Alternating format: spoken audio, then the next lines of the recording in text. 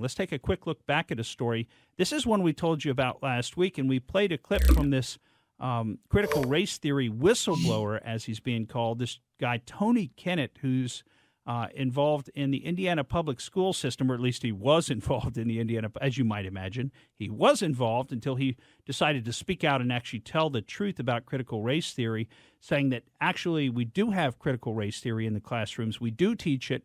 It's not written into the standards themselves, but we teach it in all of our classes. Well, of course, this has triggered all of his work colleagues, and he's now been placed on administrative leave, and he's been denied access to any of the Indiana public schools. He's literally been locked out of his school email.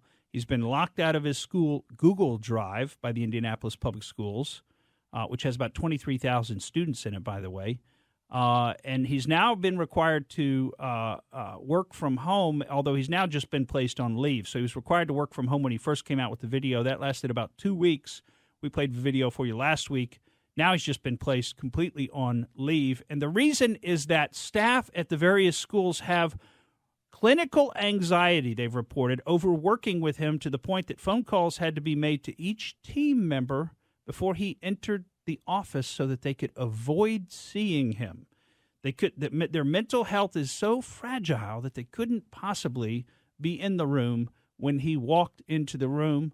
And, of course, the end result is that he's been banned, like we said, from going into any Indiana public schools school building or hosting any professional activities whatsoever at any other place. So just for speaking out, just for saying the truth, which is that they are teaching critical race theory in the schools, even though they try to deny it, his colleagues are so triggered that he had to be canceled from work. They couldn't possibly work in an environment where he was present.